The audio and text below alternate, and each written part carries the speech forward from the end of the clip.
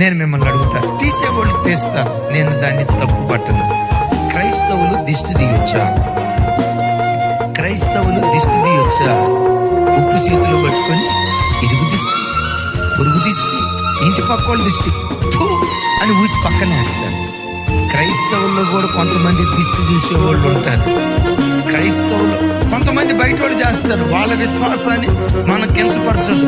యేసయ్య పిల్లలుగా నీ విశ్వాసం అంటూ ఏదైనా ఉన్నదంటే యేసు మీదే ఉండాలి, యేసు మీదే ఉండాలి. యేసు ప్రక్కన ఇంకొకళ్ళను కూర్చోబెట్టడానికి ఆయన ఒప్పుకోడు.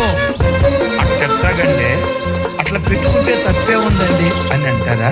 తన భార్య ప్రక్కన ఇంకొకడు కూర్చోటానికి భర్త అయినా ఒప్పుకుంటాడా? నీతి జాతి లేని నీకు నాకే అంత నిష్ఠుంటే, నీతికి ప్రతిరూపమైన దేవుడు, పరిశుద్ధతకు ప్రతిరూపమైన దేవుడు ఆయన ప్రక్కన ఇంకొకరిని కూర్చోబెడతానంటే ఎలా ఒప్పుకుంటాడు? ఆయన రోషం కలిగిన దేవుడు. ఆమేన్. రోషం కలిగిన దేవుడు. నీ విశ్వాసం అంటూ ఉందంటే ఆయన మీద నీ విశ్వాసం ఉంచాలి. కొంతమంది చిన్న పిల్లలకి ఇక్కడ ఒక సుక్కు పెడతారు, ఇక్కడ ఒక సుక్కు పెడతారు, ఇక్కడ ఒక సుక్కు పెడతారు. ఎందుకమ్మంటే అబ్బాయికి దిష్టి తగలకుండానన్నా అంటారు. క్రైస్తవులకు దిష్టి ఉందా? ఎట్లాంటి సొక్కలు నక్కలు దేవుని పిల్లలు పెట్టకూడదు. నువ్వు ప్రార్థన చేస్తావే, ఆ ప్రార్థనే సర్వరోగ నివారిణి. కొంతమంది తలదూకోగా ఊడిపోయిన వెంట్రుకలు ఉంటాయి చూసారా?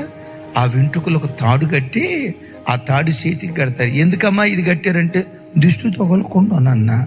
ఈ దిష్టు దేవుని వాక్యం అంగీకరించదు. నీ నమ్మిక ఏదైనా ఉన్నదంటే యేసు మీదే ఉండును గాక. ఏదైనా ప్రతి పరిస్థితిలో ఆయన మీద